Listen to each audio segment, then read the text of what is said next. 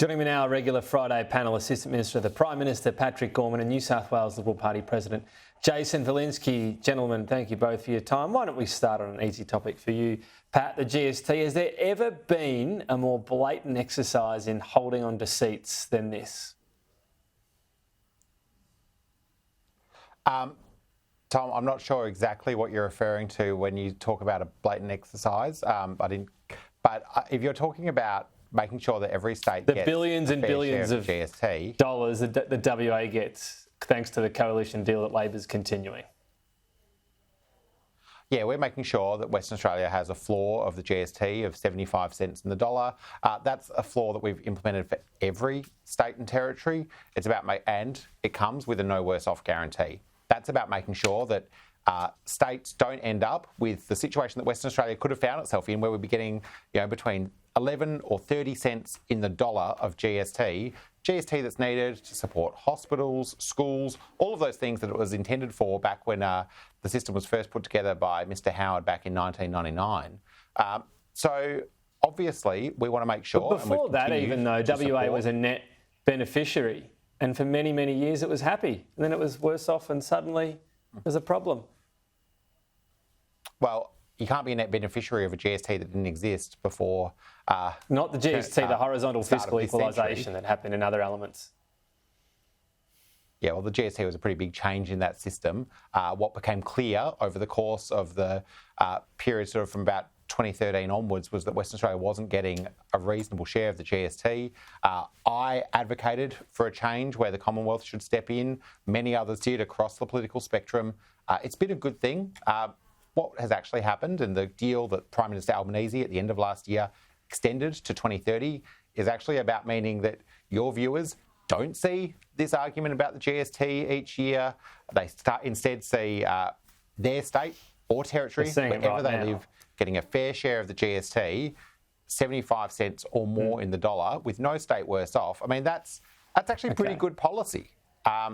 Except it's all you're forgetting the fine print, which is the federal government, i.e. us, the taxpayer, pays for it at about $400 per person to help effectively give the West more money. It's not magic pudding. Jason, I'll get on to you about this. Do you want to stand next to Chris Minns on a unity ticket on this? I mean, he's kind of simplifying it a little bit. He's having a slightly different complaint, but what was your take on the New South Wales Premier trying to start the debate again?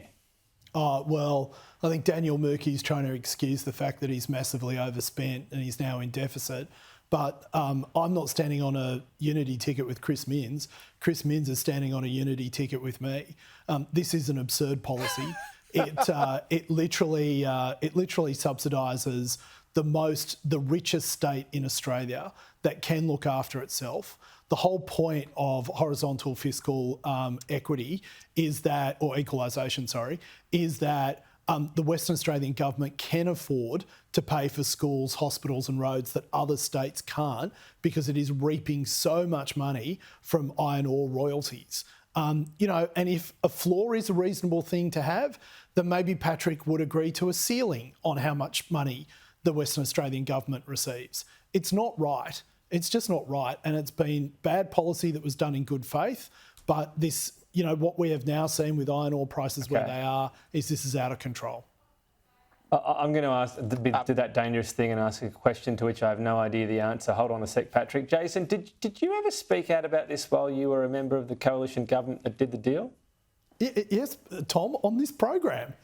You used to ask me about this on this program while I was a member of Parliament. I thought you did. Parliament. I thought you did. I've been pretty consistent on this. Is this why you never went anywhere under Scott Morrison? You were too honest on my program. Tom, it's true to say that you haven't been good for my career. That's true. Tom, I'm both going to verify Patrick. what Jason has said. He indeed did. Share his views consistently, just as I've shared my views consistently with your viewers. But I think the person who's actually been the most shifty you get the Assistant Minister title, and we get the straight bat from you, Patrick. So, I guess you've seen what Jason's done. Great, honest comments. Goes nowhere. So you said, I am sticking to the party line. So what else are the party lines today, Patrick? Should we get them all out of the way? What else are we saying today?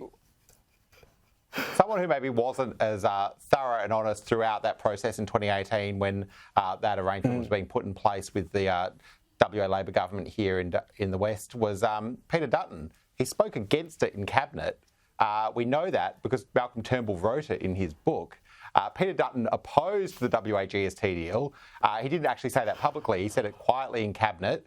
And now we've got his shadow finance minister, Jane Hume, out there this week refusing to back the deal. So they can't walk both sides of the street on this. Either you back WA getting a fair share, or Mr Dutton and his shadow finance minister should fly over here to WA and say that they're going to tear it up.